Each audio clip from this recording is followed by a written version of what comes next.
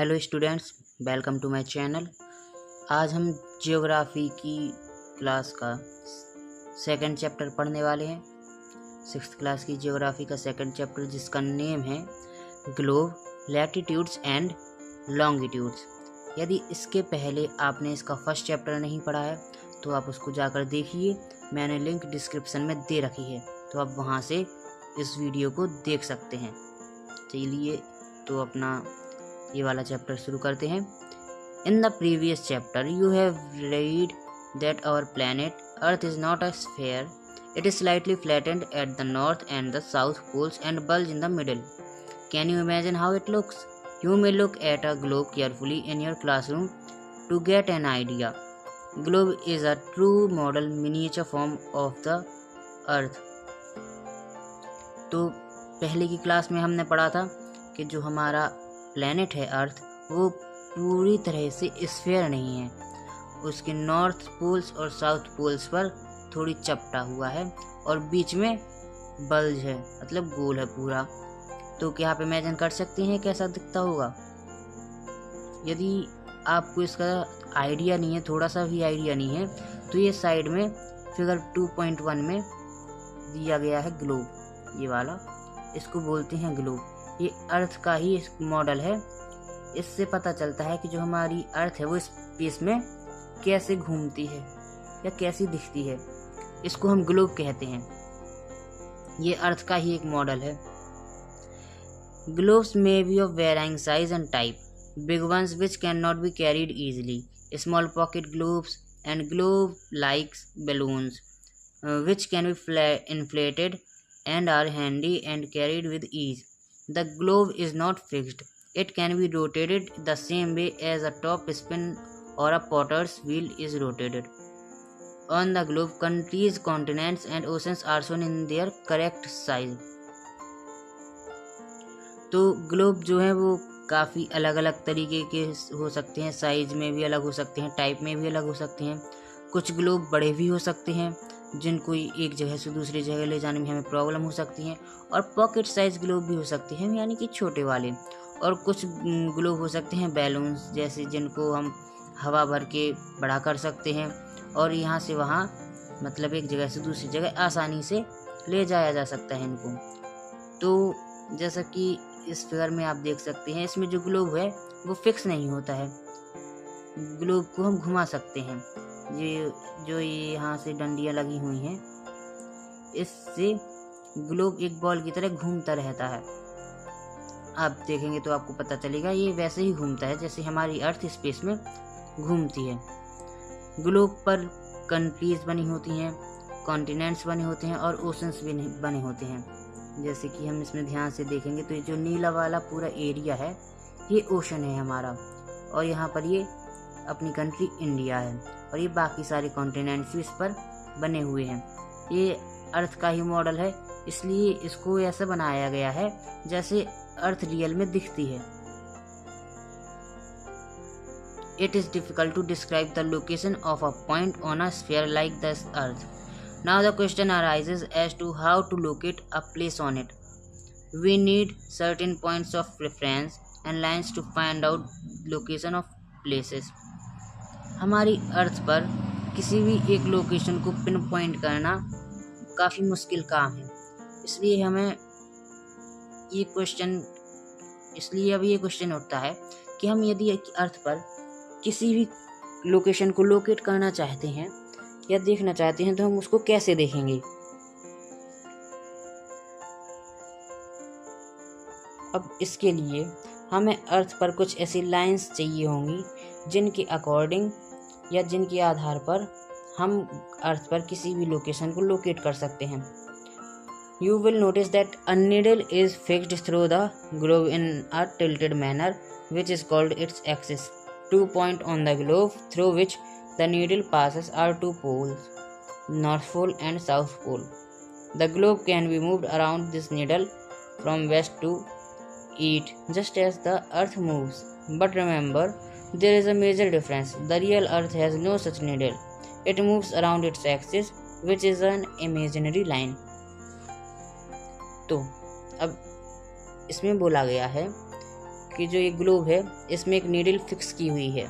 जैसे कि बताया मैंने, ये जो ग्लोब है, ये वाली एक लाइन जो है ऐसे इसके अंदर से पास होती है, ग्लोब के अंदर से।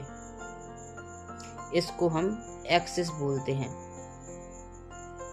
ये ग्लोब की एक्सिस होती है और इसमें जो ग्लोब है वो टिल्टेड मैनर में, मतलब थोड़ा सा तिरछा हुआ इसमें रखा होता है, जिससे वो घूमता है नीडल की हेल्प से, उस एक्सिस के अराउंड घूमता है। तो जब ये नीडल इससे पास होती है, तो ये नीडल इसमें जहाँ से पास होती है उसको नॉर्थ पोल ऊपर वाले हिस्से को और नीचे वाले हिस्से को साउथ पोल बोला जाता है। सेम ऐसे ही हमारी अर्थ, जैसे इस ग्लोब में ये ग्लोब घूमता है वैसे ही हमारी अर्थ स्पेस में घूमती है। लेकिन जैसे इसमें ग्लोब में एक नीडल पास हुई है, वैसे ही अर्थ में कोई भी नीडल या फिर कोई चीज़ पास नहीं होती है। वो एक इमेजिनरी लाइन होती है जिससे अर्थ रोटेट होती है। Another imaginary line running on the globe divides it into two equal parts. This line is known as equator. The northern half of the earth is known as the northern hemisphere and the southern half is known as the southern hemisphere. तो एक और imaginary line जो अर्थ को 2 equal parts में divide करती है, globe को 2 equal parts में डिवाइड करती है, इस लाइन को हम इक्वेटर बोलते हैं। इक्वेटर के नॉर्थ तरफ नॉर्दर्न हाफ पाया जाता है, जिसको हम नॉर्दर्न हेमिस्फीयर कहते हैं, और इस इक्वेटर के साउथ में सदर्न हेमिस्फीयर मिलता है। हेमिस्फीयर का मतलब होता है ऐसा हेमिस्फीयर जो आधा हो। साउथ में है इस वजह से इसका नाम सदर्न हेमिस्फीयर है, और नॉर्थ में है इसलिए उसको हम नॉर्दर्न हेमिस्फीयर कहेंगे। They are both equal half, ये दोनों इक्वल होते हैं। देखिए हमारा ग्लोब है, इसमें ये इक्वेटर है, इसमें ये इक्वेटर है। इक्वेटर के ये नॉर्थ वाला हिस्सा, ये वाला हमारा नॉर्दर्न हाफ हो जाएगा। इक्वेटर के ये वाला साउथ वाला हिस्सा है, तो ये हमारा सदर्न हाफ हो जाएगा। और ये दोनों इक्वल होते हैं, northern hemisphere and southern hemisphere दोनों इक्वल होते हैं। Therefore equator is an imaginary circular line. ये जो इक्वेटर है ये सर्कुलर लाइन होती है क्योंकि ये पूरे ग्लोब को घेरती है। And is a important reference point two locate places on the earth. और ये एक बहुत अच्छा रेफरेंस पॉइंट है जहाँ से हम अदर प्लेसेस को लोकेट कर सकते हैं, पता कर सकते हैं। All parallel circles from the equator up to the poles are called parallels of latitudes. तो हमारा जो इक्वेटर है इसके नॉर्थ में या साउथ में जो अदर सर्कल्स दिखाई दे रहे हैं, 20 degree north, 40 degree north, 60 degree north, ये सारे पैरेलल्स ऑफ लैटिट्यूड्स होते हैं। ये तो एग्जांपल दिए गए हैं 20 डिग्री 40 डिग्री, लेकिन इनके अलावा भी 1 से लेके 90 तक सीधी गिनती चली जाती है। इसमें मेन दिए गए हैं। इक्वेटर हमारा 0 डिग्री होता है। इक्वेटर के नॉर्थ में जाने पर 1 डिग्री, 2 डिग्री, 3 डिग्री, जैसे जैसे ऊपर जाते जाएंगे वैसे वैसे डिग्री की संख्या बढ़ती जाएगी। The equator represents the 0 degree latitude. Equator जो है वो हमारा 0 डिग्री लैटिट्यूड को रिप्रेजेंट करता है। Since the distance from the equator to either of the poles is 1/4 of a circle round the earth, it will measure 1/4 of 360 degree 90 degree. Thus 90 degree north latitude marks the north pole and north degree south latitude marks the south pole.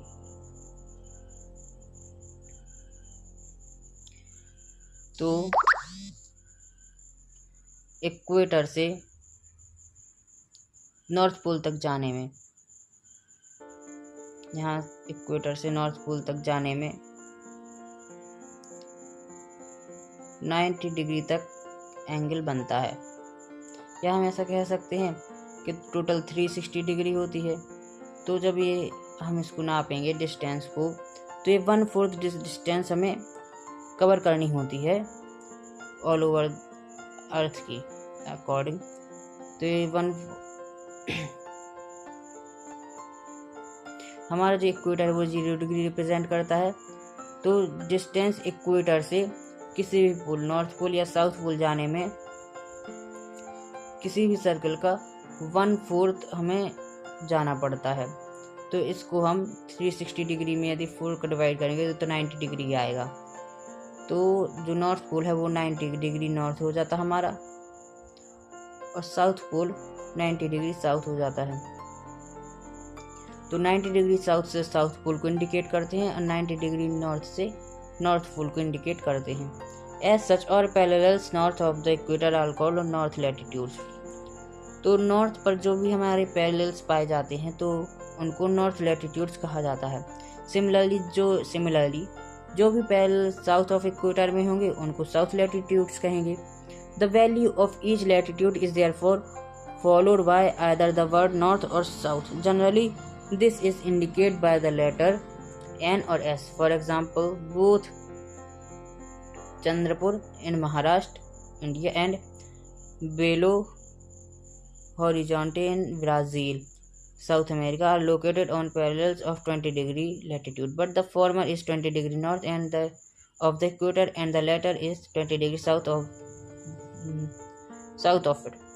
We therefore say that the Chandrapur is situated at 20 degree north latitude and Belo Horizonte is situated at 20 degree south latitude. Again हम अपने globe पर आते हैं। जैसे कि equator की ये वाली साइड नॉर्दर्न हेमिस्फीयर है, तो इस हेमिस्फीयर में हमें जो भी पैरेलल्स ऑफ लैटिट्यूड मिलेंगे, ये डिग्री में इनको नापते हैं पहली बात तो, और डिग्री में लिखने के बाद ये जिस हेमिस्फीयर में होते हैं उसका साइन पीछे लगा देते हैं। जैसे ये नॉर्दर्न हेमिस्फीयर में तो 20 डिग्री नॉर्थ लिखा है, इसमें 40 डिग्री नॉर्थ लिखा है और 60 डिग्री नॉर्थ लिखा है। और इक्वेटर के नीचे जाने पर हमारा सदर्न हेमिस्फीयर में मिलता है, तो इस तरफ डिग्री लिखने के बाद उसके पीछे एस लगा देते हैं, जिसका मतलब हो जाता है साउथ। तो ये 20 डिग्री साउथ है, 20 डिग्री के नीचे चले जाएंगे तो 40 डिग्री साउथ आएगा, फिर 60 डिग्री साउथ आएगा। तो यदि हमें ग्लोब पर 2 प्लेसेस मिलती हैं जिनका नाम है Chandrapur and second one is Belo Horizonte जो ब्राज़ील में है। चंद्रपुर हमारा 20 डिग्री नॉर्थ लैटिट्यूड में है, चंद्रपुर है इस लैटिट्यूड पे, यहाँ पर इस लाइन पर कहीं पर चंद्रपुर है हमारा। और जो हमारा दूसरा शहर था बेलो होरिजेंटे वो है 20 डिग्री साउथ लैटिट्यूड पर। दोनों 20 डिग्री पर हैं, लेकिन फ़र्क बस इतना है कि एक हमारा नॉर्थ में है और सेकेंड वन हमारा साउथ में है।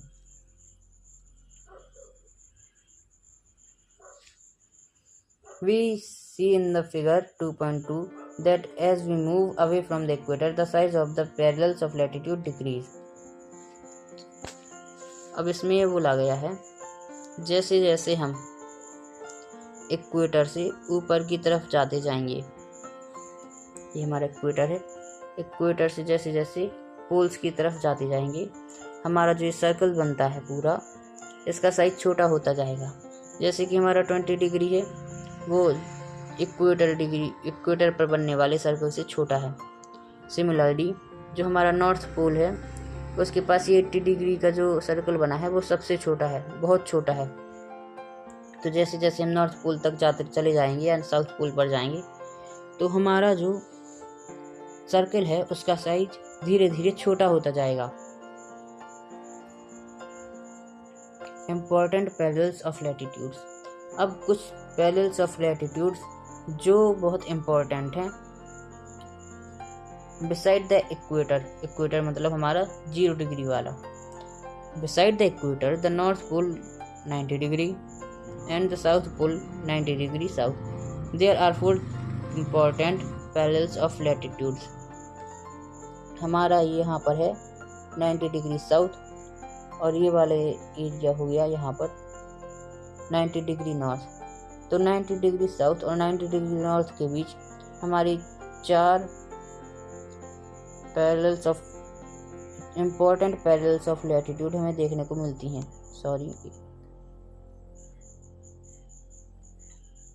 तो 4 हमारी इम्पोर्टेंट पैरेलल्स ऑफ लैटिट्यूड देखने को मिलती हैं। पहला है Tropic of Cancer. Tropic of Cancer in the northern hemisphere. Northern hemisphere में Tropic of Cancer 23 degree and half, ये हमारा नॉर्दर्न हेमिस्फीयर में है, जिसको ट्रॉपिक ऑफ कैंसर बोलते हैं। उसके बाद जो हमारी सेकंड मोस्ट इम्पोर्टेंट है उसका नाम है ट्रॉपिक ऑफ कैप्रिकॉर्न। ये ट्रॉपिक ऑफ कैप्रिकॉर्न जैसे नॉर्थ में 23.5 डिग्री पर है, ये साउथ में है। सेम वैल्यू है बस, लेकिन इनका नेम चेंज हो गया है। उसका नाम था ट्रॉपिक ऑफ कैंसर, इसका नाम है ट्रॉपिक ऑफ कैप्रिकॉर्न। उसके बाद जो हमारा थर्ड है Arctic circle, 66 degree and half north में है। ये है यहाँ पर आर्कटिक सर्कल, ये वाला, इसको आर्कटिक सर्कल कहते हैं।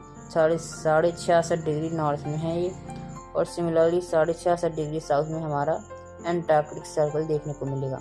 ये 4 पैरेलल्स ऑफ लैटिट्यूड इम्पोर्टेंट हैं, और इनकी ज्योग्राफी में आगे जब भी आप पढ़ेंगे, कोई भी चैप्टर पढ़ेंगे, तो उसमें इनकी आवश्यकता आपको ज़रूर पड़ेगी, इसलिए इनको याद कर लें। आगे बढ़ते हैं। Heat zones of the earth. अब अर्थ की हीट जोन्स के बारे में हमें पढ़ना है। The mid day sun is exactly overhead at least once a year on all latitudes in between the Tropic of Cancer and Tropic of Capricorn. This area therefore receives the maximum heat and is called torrid zone.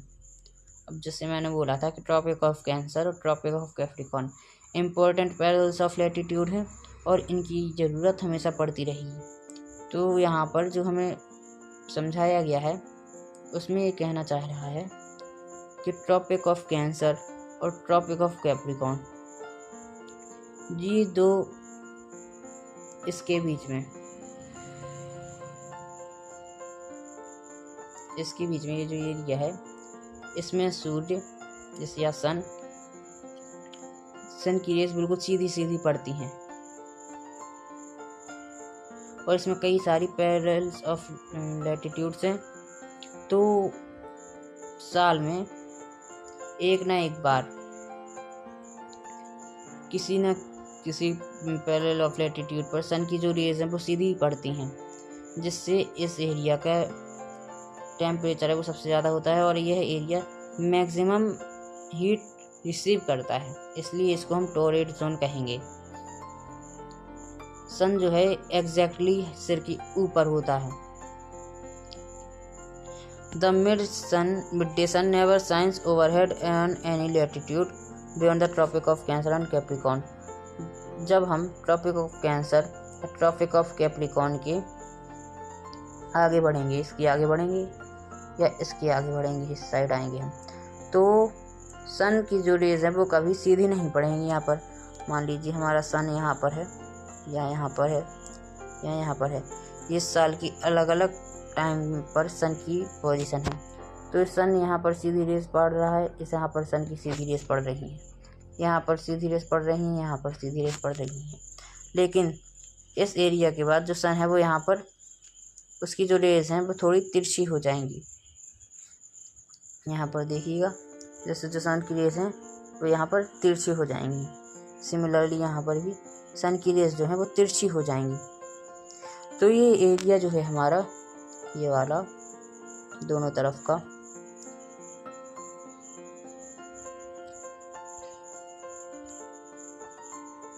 ये वाला, तो ये जो area है हमारा, ये area सन की maximum heat cover नहीं करेगा, क्योंकि सन जो है वो यहाँ पर तिरछी रेज आएंगी सन की यहाँ पर, जिस वजह से यहाँ पर हीट कम रिसीव होगी और ये एरिया ठंडा रहेगा। जैसा कि इसमें होता था, यहाँ पर सन सीधी रेज आती थी तो ये मैक्सिमम हीट रिसीव करता था। लेकिन हमारा जो ट्रॉपिक ऑफ कैंसर और ट्रॉपिक ऑफ कैप्रिकॉर्न के बाद वाला एरिया है, उसमें सन की रेज तिरछी होने के कारण वह ज़्यादा हीट कवर नहीं कर पाता, और आगे जाने पर जैसे जैसे हम पोल्स के पास जाएंगे नॉर्थ पोल साउथ पोल, वैसे वैसे सन की रेज बहुत कम पड़ेंगी।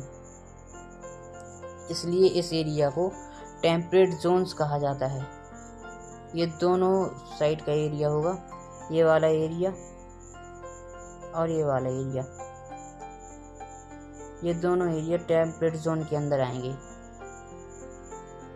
ये टेम्परेट जोन और ये टेम्परेट जोन, जबकि ये वाला एरिया टॉर्रिड जोन के अंदर आएगा।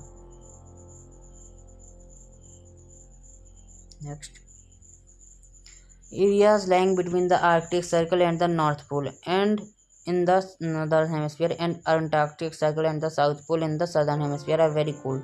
It is because here the sun does not rise much above the horizon. Therefore, its rays are always slanting and provided less heat. Therefore, these are therefore called frigid zones. Very cold. तो फ्रीजेड zone, यह है हमारा फ्रीजेड zone. Antarctic circle के बाद वाला area और यहाँ पर आर्कटिक सर्कल और अंटार्कटिक सर्कल के बाद वाला एरिया जो होता है वो फ्रीजेड जोन में होता है, क्योंकि यहाँ पर सन की रेज बहुत कम पड़ती हैं, बहुत कम मात्रा में पहुँच पाती हैं, जिस वजह से ये साल भर ठंडे बने रहते हैं और यहाँ पर बर्फ़ जमी हुई रहती है, जिस कारण इसका नेम पड़ा है फ्रीजेड जोन। ये बहुत ठंडे होते हैं।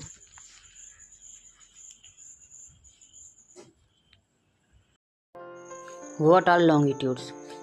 हमारे इस चैप्टर का नाम है ग्लोब, लैटिट्यूड्स एंड लॉन्गिट्यूड्स। तो लैटिट्यूड्स हम पढ़ चुके हैं, अब लैटिट्यूड्स के बाद हम लॉन्गिट्यूड्स पढ़ने वाले हैं। To fix the position of a place, it is necessary to know something more than the latitude of that place. You can see, for example, that Tonga Islands in the Pacific Ocean and Mauritius Island in the Indian Ocean are situated on the same latitude, 20 degrees south. Now, in order to locate them precisely, we must find out how far east or west these places are from a given line of reference running from the North Pole to the South Pole. These lines of references are called the meridians of longitude. अब जैसे कि अभी हम latitudes के बारे में पढ़ चुके हैं। लैटिट्यूड्स हैं वो ऐसी हॉरिजॉन्टल इमेजिनरी लाइंस हैं। तो मान लीजिए हमारी लाइन है 20 डिग्री साउथ, दिस वन, ये हमारी 20 डिग्री साउथ है। अब इस पर कोई आइलैंड, एक आइलैंड इस पर यहाँ है और एक आइलैंड इस पर यहाँ पर है।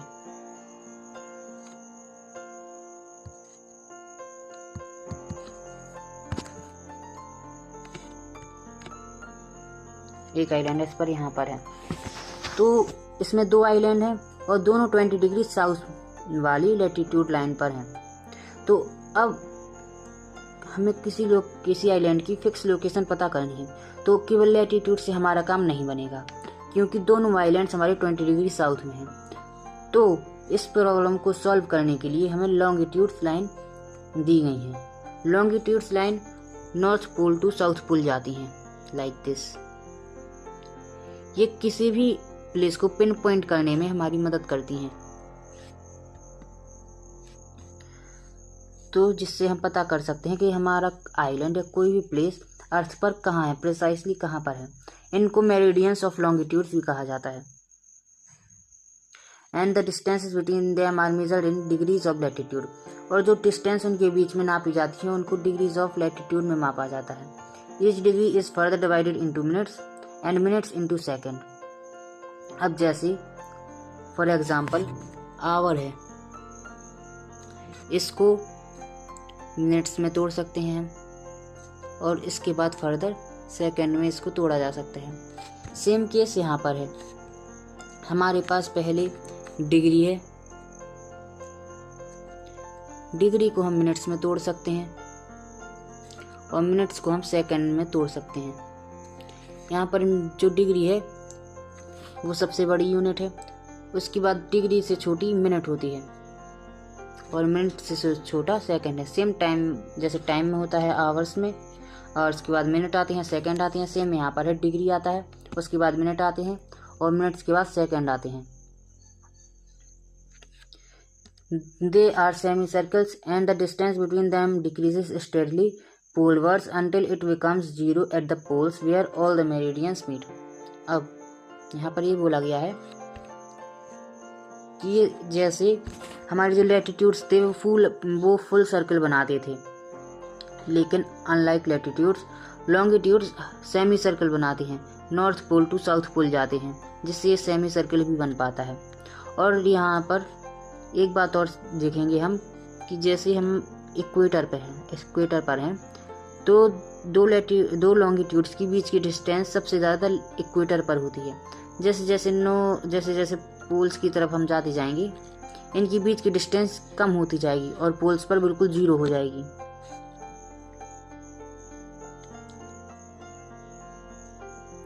All parallels of latitudes, all meridians are equal of length. Thus, it was difficult to number the meridians. जैसे हमारा पैरेलल्स ऑफ लैटिट्यूड है, उसमें मैंने बताया था कि जो इक्वेटर है वो सबसे बड़ी होती है। लेकिन जैसे हम पोल्स की तरफ जाएंगे तो जो उनकी लेंथ है वो कम होती जाएगी, लेकिन जो मेरिडियंस हैं वो सारे इक्वल लेंथ के होते हैं, इसलिए उनको नंबर देना थोड़ा मुश्किल काम था। Hence all countries decided to count should begin from the meridian which passed through Greenwich, where British Royal Observatory is located. तो अब ऐसे किसी को हम 1 या 2 नंबर नहीं दे सकते थे क्योंकि ये बहुत मुश्किल काम था। इसलिए सारी कंट्रीज ने मिलकर ये फैसला किया, ये डिसीजन लिया कि जो मेरिडियन ब्रिटिश रॉयल ऑब्जर्वेटरी से गुजरती है ग्रीनविच में, उसको हम प्राइम मेरिडियन कहेंगे। प्राइम मेरिडियन मतलब 0 डिग्री जो लॉन्गिट्यूड है उसी को प्राइम मेरिडियन बोलते हैं, और वो पास होती है ग्रीनविच से, ब्रिटिश रॉयल ऑब्जर्वेटरी से। उसकी वैल्यू 0 है और 0 से हम 180 डिग्री ईस्टवर्ड जाएंगे, मतलब ईस्ट की तरफ आएंगे, और 180 डिग्री वेस्ट की तरफ जाएंगे। जो प्राइम मेरिडियन और 180 डिग्री है वो दोनों अर्थ को इक्वल पार्ट्स में डिवाइड करती हैं। ये हमारा प्राइम मेरिडियन है, ये वाली प्राइम मेरिडियन लाइन गई है, ये हमारी कहाँ से निकलती है, ग्रीनविच से निकलती है। अब जब हम इसके ईस्टवर्ड जाएंगे या वेस्ट की तरफ जाएंगे तो ये पूरा सर्कल आके यहाँ पर आ जाएगा, तो इसके दूसरी तरफ अर्थ पर 180 डिग्री होगा, जो अर्थ को 2 इक्वल पार्ट्स में डिवाइड करेंगे।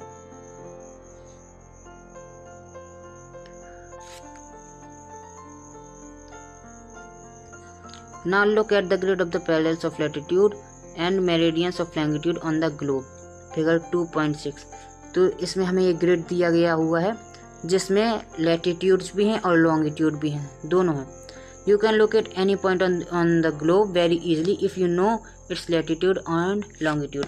अब हम अर्थ पर किसी भी प्लेस को, किसी भी लोकेशन को वेरी इजीली लोकेट कर सकते हैं, क्योंकि अब यदि हमें उसका लैटिट्यूड और लॉन्गिट्यूड पता हो। For example, Dhubri in Assam is situated at 26 degree north. ये 26 डिग्री नॉर्थ यानी कि हमें लैटिट्यूड दिया गया हुआ है, एंड नॉर्थ में है इसलिए लैटिट्यूड है।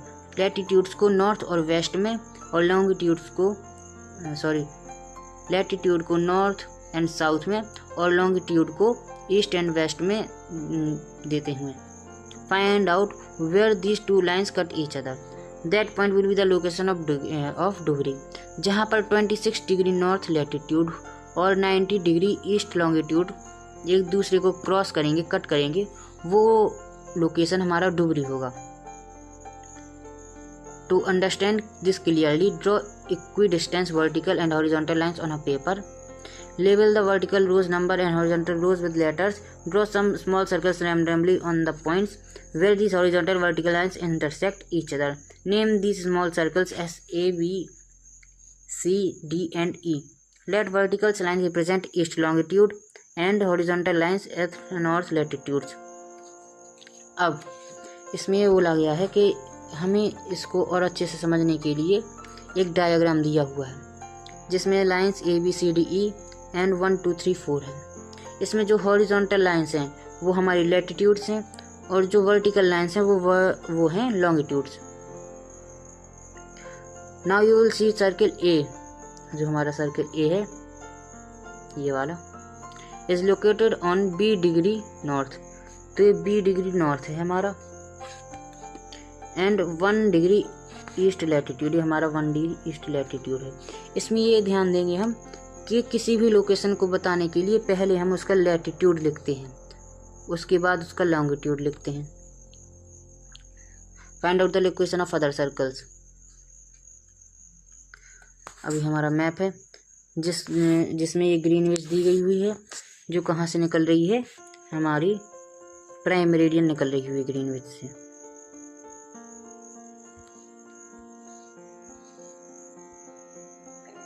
अब longitude and time. The best means of measuring time is by movement of the earth, the moon and the planets. The sun regularly rises and sets every day and naturally. It is the best timekeeper throughout the world. Local time can be reckoned by the shadow cast by the sun, which is the shortest at noon and longest at sunrise and sunset. तो time को measure करने का सबसे बढ़िया तरीका है movement of earth, moon and planets. इन सब की मदद से हम टाइम को मेज़र कर सकते हैं। सन हमारा रोज उगता है और रोज अस्त होता है यानी डूबता है। वो समय को देखने का सबसे बढ़िया तरीका है। जब हमारे पास घड़ी नहीं थी तो पहले के लोग सन की मदद से ही टाइम का पता करते थे। सन की जो शैडो है, मतलब सन जब अपनी रेस धरती पर छोड़ता है तो उससे शैडोज बनती हैं।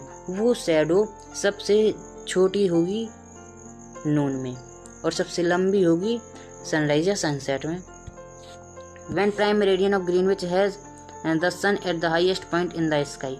जब प्राइम मेरिडियन पर ग्रीनविच पे जो सन होगा वो highest point in the sky होगा, मतलब नून होगा उस टाइम पर वहाँ पर। तो उस मेरिडियन पर जितने भी प्लेसेस होंगी उन सब में मिड होगा या नून होगा। As the earth rotates from west to east. Earth जो है रोटेट होती है हमारी वेस्ट टू ईस्ट, इस डायरेक्शन में रोटेट होती है, घूमती है अपनी एक्सिस पर। Those places east of Greenwich will be ahead of Greenwich time. तो जो भी प्लेसेस ग्रीनविच से ईस्ट में होंगी, ग्रीनविच लाइन से ईस्ट में होंगी, उन सब का टाइम ग्रीनविच से आगे होगा। और जो भी प्लेसेस ग्रीनविच के पीछे होंगी, वेस्ट डायरेक्शन में होंगी, उन सभी का टाइम ग्रीनविच से कम होगा। The rate of difference can be calculated as follows. तो जो डिफरेंस का रेट है वो इस तरीके से अपन कैलकुलेट कर सकते हैं, इसमें दिया गया है। The rate of difference can be calculated as follows. The earth rotates 360 degree in about 24 hours. तो जो हमारी अर्थ है वो 360 डिग्री पूरा एक राउंड लगाती है 24 आवर्स में, which means 15 degree an hour और 1 डिग्री इन 4 मिनट्स। इसको ऐसे देखेंगे हम, 360 24 आवर्स में लगाती है। तो ये 1 आवर का निकाल रहे हैं हम, इसको अच्छे से लिखते हैं, ऐसे यहाँ पर करेंगे। 360 लगाती है 24 आवर्स में, और अब निकालना है कि 1 आवर में कितने डिग्री घूमेगी।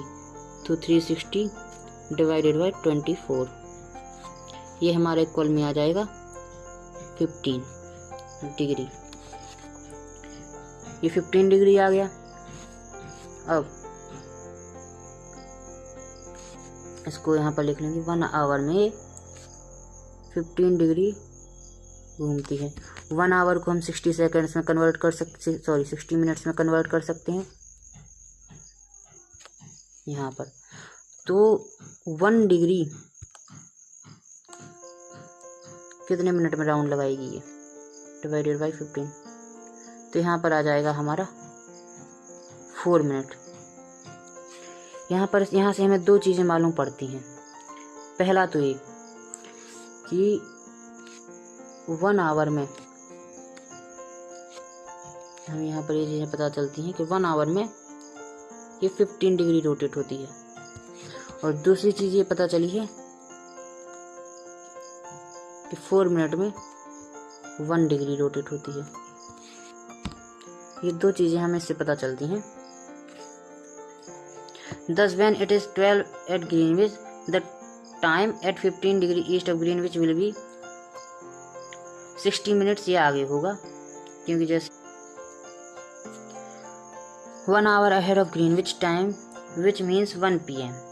तो यदि हमारा ग्रीनविच पर 12 नून होगा तो जो प्लेस उससे 15 डिग्री ईस्ट में है वहाँ पर टाइम होगा 1 PM, और जो 15 डिग्री वेस्ट में होगा वहाँ पर होगा 11 AM। Similarly at 180 degree it will be midnight when it is 12 noon at Greenwich. यदि अर्थ के एक तरफ नून है 10 डिग्री पर तो 180 डिग्री पर मिडनाइट होगा। At any place a watch can be adjusted to the 12 o'clock when the sun is at highest point in the sky. ये सेम बात इन्होंने दोबारा बोली है कि जब सन हमारा हाईएस्ट पॉइंट पर होगा स्काई में तो उस टाइम पर नून होगा, 12 बज रहे होंगे। When it is midday, the time shown by such a watch will give a local time of that place. You can see that the places on a given meridian of longitude have the same local time. तो इसमें इन्होंने बहुत important बात बताई है, जैसे कि ये हमारा है लैटिट्यूड। इस लैटिट्यूड पर सभी पर सेम टाइम होगा। दिन में कोई भी हम समय ले लें तो इन सभी लैटिट्यूड्स पर हमेशा सेम टाइम रहेगा, अनलाइक मेरिडियंस जहाँ पर हर थोड़ी देर में टाइम चेंज होता ही रहेगा। लेकिन जो हमारी लॉन्गिट्यूड्स हैं, यदि हम यहाँ पर देखेंगे 30 डिग्री हमारा ये है ईस्ट, तो 30 डिग्री ईस्ट पर जितने भी प्लेसेस होंगे उन सब का टाइम सेम रहेगा, कोई चेंज नहीं होगा उनमें।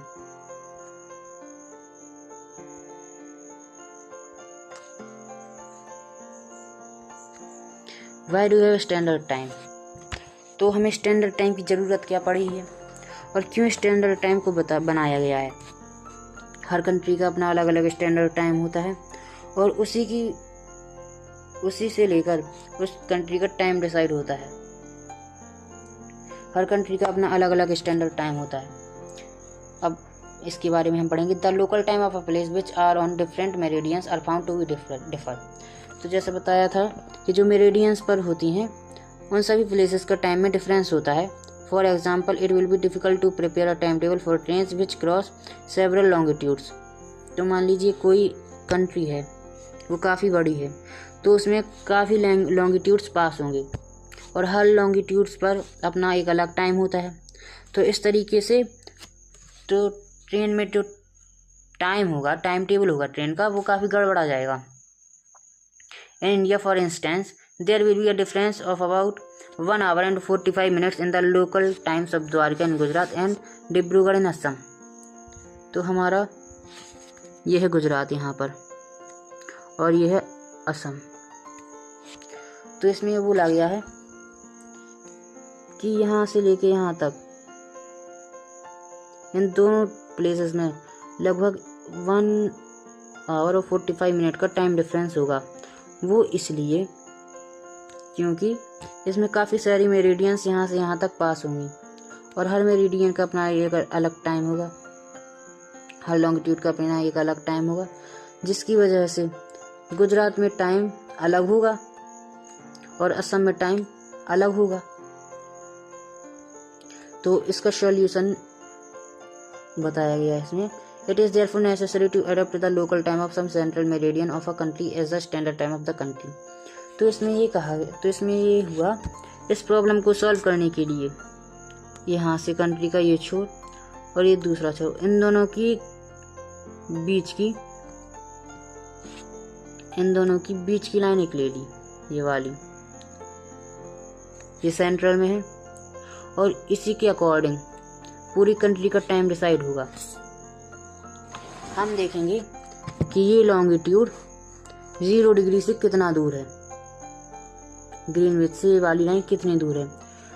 तो उस कंट्री का टाइम उसी हिसाब से आगे या पीछे हो जाएगा, और वो प्लेस चाहे यहाँ पर हो, यहाँ पर हो, यहाँ पर हो या यहाँ पर हो। जब एक ही हम स्टैंडर्ड टाइम बना लेंगे, स्टैंडर्ड टाइम जोन होगा, तो पूरी कंट्री का टाइम उसी स्टैंडर्ड टाइम के अकॉर्डिंग होगा। तो जो हमारा कंट्री है वो है 82.5 degree east. It is treated as standard meridian. हमारी कंट्री का standard meridian 82 degree and half east है। The local time at this meridian is taken as standard time for the whole country. It is known as the Indian standard time. 82.5 degree को east, ये अपनी country का standard time है, और ये Greenwich से 5.5 घंटे आगे है।